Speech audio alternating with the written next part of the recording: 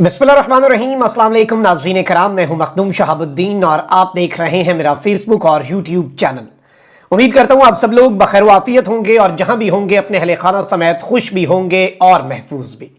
नाज़रीन कराम, इमरान खान के लिए एक बहुत बड़ी खुशखबरी है और इमरान खान को माइनस करने, इमरान खान को गिरफ्तार करने, इमरान खान की सियासत को हमेशा हमेशा के लिए ख़त्म करने, इमरान खान को नाअहल करने, मेन स्ट्रीम इलेक्टोरल पॉलिटिक्स से आउट करने के तमाम तर मंसूबे इस वक्त जोरों शोर से उन पर अमल दरामद जारी है। पिछले 1.5 साल से ये सब कुछ हो रहा है, लेकिन आज तक इमरान खान का बाल भी बेका नहीं कर पाए, क्योंकि इस सब के अंदर इमरान खान के साथ यूं लग रहा है कि इस वक्त एक जानिब तो अवाम है तो वहीं दूसरी जानिब गैबी मदद भी है। और अभी तक इतना सब कुछ बर्दाश्त करने के बावजूद, इतना सब कुछ होने के बावजूद भी वो डटा हुआ है, वो डर नहीं रहा, वो झुक नहीं रहा। वो क्यों नहीं झुक रहा? क्योंकि उसके हौसले बुलंद हैं, क्योंकि उसका ज़मीर मुतमईन है।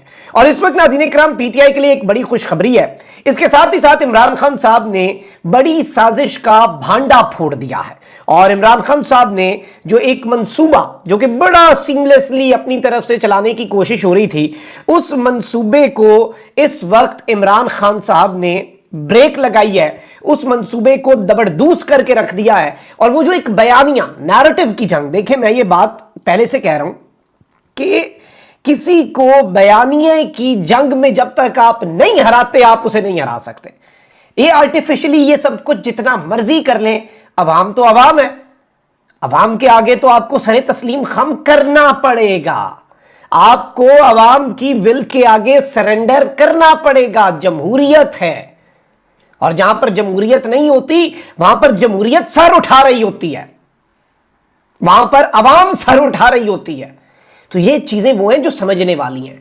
आपको पब्लिक की विल, और देखें जब अवाम को आप आर्टिफिशियली, देखें आप करने की क्या कोशिश कर रहे हैं, आप इमरान खान को माइनस करने की कोशिश कर रहे हैं, लेकिन अवाम माइनस करने की कोशिश नहीं कर रही। इसके दो ही हल हैं, इसके दो ही ऑप्शंस हैं, इसकी दो ही आउटकम्स हो सकती हैं। एक तो ये आउटकम है कि अवाम जो है वो मुतासिर हो जाए, डर जाए। दूसरा एक और भी है, ऐसे एक्सपेरिमेंट्स जो होते हैं उनके साइड इफेक्ट भी होते हैं। इस तजुर्बा गाह में तजुर्बाकारों ने बहुत से तजुर्बे किए, लेकिन इस मर्तबा जो तजुर्बा किया रिजीम चेंज ऑपरेशन करके, उसने लेबॉर्टरी जला दी, पूरी लैब जल गई।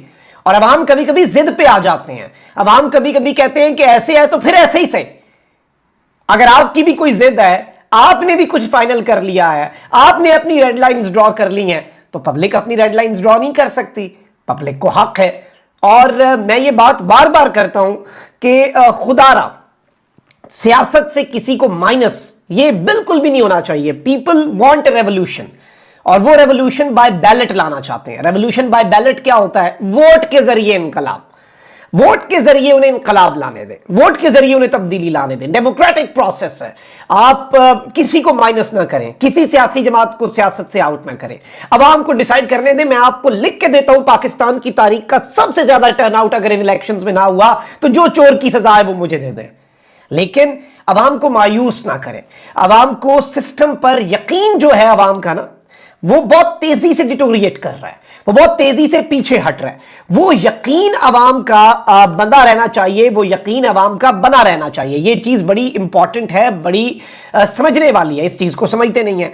अच्छा, अब जरा आ जाते हैं कुछ डेवलपमेंट्स के ऊपर। ये एक गुजारिशात थी एक मुहिब्बे वतन पाकिस्तानी की, जो पाकिस्तान को इस तरह से बिल्कुल तबाही की जानिब जाता हुआ नहीं देखना चाहता। और यहां पर 2-3 डेवलपमेंट्स आपके सामने मैं रख देता हूं। एक तो लाहौर हाई कोर्ट ने पुलिस और एंटी करप्शन को पाकिस्तान तहरीक इंसाफ के सदर और साबिक वजीर आला पंजाब परवेज इलाही को गैर जाहिर शुदा मुकदमात में गिरफ्तारी से रोक दिया। परवेज इलाही साहब की जमानत है, उस पर नहीं उन्हें रिहा किया गया। आईजी जेल खाना जात को नोटिस भी हुआ एंटी करप्शन की अदालत की जानिब से, और उसके बाद यही इम्कान है कि किसी और मुकदमे में अरेस्ट कर लेंगे। तो लाहौर हाई कोर्ट ने बेसिकली पुलिस को और एंटी करप्शन को पीटीआई के सदर परवेज इलाही के खिलाफ उनके के जो गैर जाहिर शुदा मुकदमात हैं, जो छुपा के रखे होते हैं, उनमें गिरफ्तार करने से रोक दिया है। लाहौर हाई कोर्ट के जस्टिस मोहम्मद अमजद रफीक ने परवेज इलाही की दरखास्त पर फैसला महफूज किया और फिर यह महफूज फैसला सुनाया। अदालत ने पुलिस और एंटी करप्शन को उन्हें गैर जाहिर शुदा मुकदमात और जेरे इल्तवा इंक्वायरियों में गिरफ्तार करने से रोक दिया। परवेज इलाही ने लाहौर हाई कोर्ट से मुकदमात की तफसील की फराहमी के लिए रुजू किया था और परवेज इलाही ने गैर जाहिर शुदा मुकदमात में गिरफ्तारी ना करने की भी इस्तदा की थी। साबिक वजीर आला का मौक़िफ़ था कि उन्हें जमानत के बावजूद किसी न किसी केस में गिरफ्तार कर लिया जाता है। अच्छा, ये एक बड़ी खबर है, पाकिस्तान तहरीक इंसाफ के लिए एक रिलीफ के तौर पर आ रही है, लेकिन इसके साथ एक और खबर भी है। चेयरमैन पीटीआई इमरान खान साहब जो हैं, उन्हें हाई कोर्ट से एक बड़ा रिलीफ मिल गया है। पंजाब के केसेस यकजा करने और कार्रवाई रोकने की दरखास्त पर आज की समाअत जो है उसका तहरीरी हुक्मनामा जारी कर दिया गया। इमरान खान साहब की तरफ से इस्तदा ये की गई है कि पंजाब में जितने केसेस हैं उन्हें यकजा किया जाए और कार्रवाई जो है वो रोकी जाए। अब यहां पर बड़ी इंपॉर्टेंट चीज है कि जिन मुकदमात में चेयरमैन पीटीआई नामजद नहीं, उन मुकदमात में आइंदा समाअत तक तादेबी कार्रवाई ना की जाए। यानी ये डायरेक्टली ऑर्डर्स जारी कर दिए गए हैं, ये कम्युनिकेट कर दिया गया है कि कोई मैयर्स ना लिए जाएं इमरान खान के खिलाफ, पिटिशनर के खिलाफ, उन एफआईआर्स में जहां पर वो नॉमिनेटेड हैं ही नहीं, और उनमें ऑब्वियसली ये बाद में एड अप करके आप समझ रहे हैं कि इन चीजों के अंदर अंटिल द नेक्स्ट हियरिंग।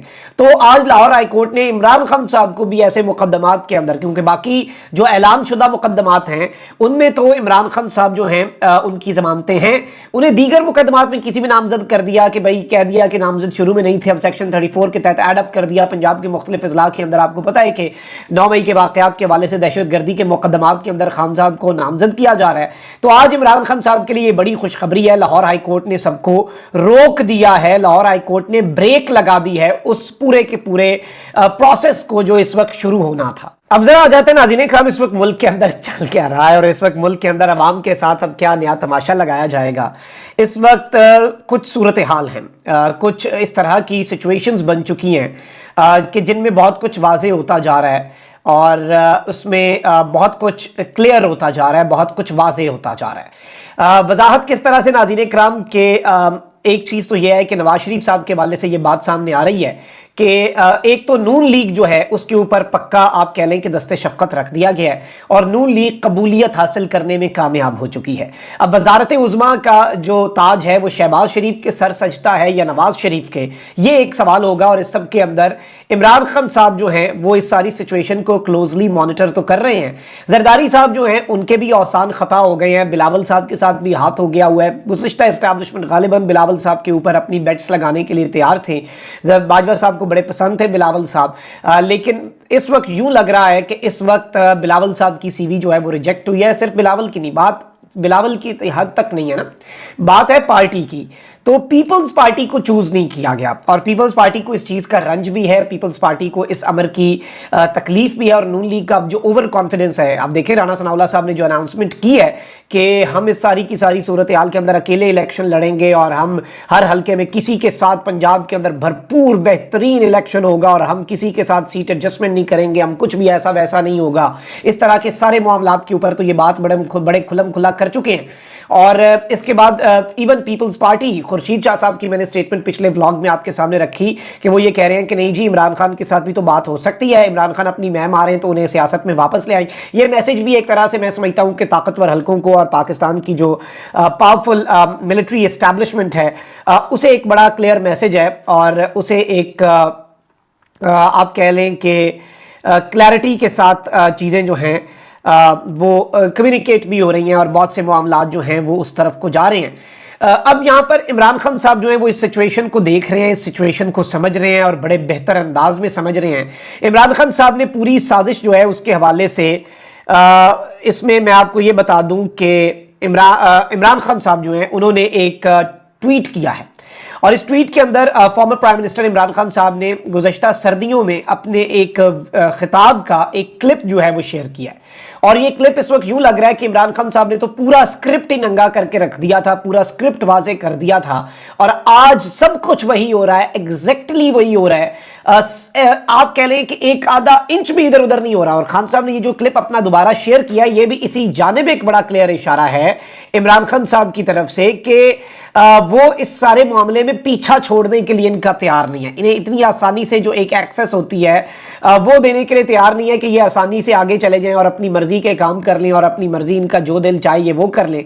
तो इमरान खान साहब ने जो ये सारी बातें कही हैं वो बड़ी इंपॉर्टेंट भी हैं। और इमरान खान साहब ने लिखा है कि मैंने 9 मई से बहुत पहले गुज़श्ता सर्दियों में ये वीडियो रिकॉर्ड करवाई थी और मुझे ज़रा सा भी ताज्जुब नहीं कि तब से सब कुछ उसी स्क्रिप्ट के मुताबिक हो रहा है जिसका जिक्र मैंने इस वीडियो में किया। आप ज़रा ये वीडियो सुने जो खान साहब ने दोबारा शेयर किया।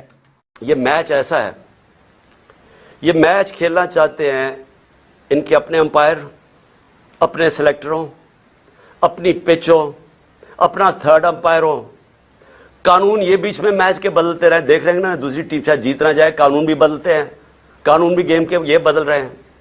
और जो मुखालिफ टीम है उसके कैप्टन को ये जेल में डालना चाहते हैं, उसकी अच्छे प्लेयर्स को ये उनके ऊपर मुकदमे करके उनको बाहर रखना चाहते हैं टीम से। बाकी जो टीम है उनको कोई पुलिस डंडे शंडे मार के किसी की टांग तोड़ दी, किसी का हाथ तोड़ दिया। ऊपर से जब ये समझेंगे ना कि अब ये टीम बिल्कुल ही अब नकारा हो गई है, तो फिर वो 12th मैन जो बाहर लंदन में बैठा हुआ है वो जब समझेगा ना, वो इतना डरपोक आदमी, वो सिर्फ तब वापस आएगा जब वो समझेगा अब टीम काबिल हो गई है कि जनाब मैं अब नेल्सन मंडेला आके अब मैच जीतूं। ऐसे होना नहीं लगा, क्योंकि एक और अंपायर है मालिक यौमुद्दीन, वो फैसला कर बैठा है आप जो मर्जी कर ले, मैच आपने हारना है। पाकिस्तान जिंदाबाद। जी नाज़रीन इकराम, इमरान खान साहब ने इस पूरे स्क्रिप्ट को एग्जैक्टली वही स्क्रिप्ट, मतलब आप अंदाजा करें, आपको लग रहा है कि शायद अभी कोई सिचुएशन को एक्सप्लेन कर रहा है कि हुआ क्या था। और इमरान खान साहब ने गुज़श्ता सर्दियों में ये पूरा स्क्रिप्ट जो है ये वाज़े कर दिया था। और इमरान खान साहब ने साथ ये ज़रूर कहा, ईमान है ना, यकीन है, तयक्कुन है कि एक और है मालिक यौमुद्दीन, भाई वो सब जहानों का मालिक है, उसका प्लान जो वो बनाता है, he is the best planner, Allah is the best planner. और एक मंसूबा ये जमीन पर बैठे लोग जो खुद को खुदा समझने लग जाते हैं वो बनाते हैं, और एक अल्लाह की जात बनाती है। और बेशक बेशक बेशक मैं तो हमेशा देखिए ये बात करता हूं कि अल्लाह ताला से सिर्फ एक दुआ करें। आप इमरान खान के हक में भी दुआ ना करें, आप किसी दूसरी पार्टी, आप सिर्फ इतनी दुआ कर लें कि या अल्लाह जो फरीक भी पाकिस्तान के हक में बेहतर है उसे सुरखरू कर, और जो मेरे पाकिस्तान के लिए खतरनाक है उसे रुस्वा कर। और इसमें तो कोई हर्ज नहीं है ना ये बात करने में। तो मैं समझता हूं कि इमरान खान साहब इस बयानिए से अब पीछे नहीं हटेंगे, और अब वो मजीद एग्रेशन के साथ आप देखेंगे कि इस पूरे मंसूबे को, इस पूरी डील को इमरान खान साहब आइंदा आने वाले दिनों के अंदर मजीद नंगा करेंगे। Mark my words. अपना बहुत ख्याल रखिए। अल्लाह ने के बाद पाकिस्तान।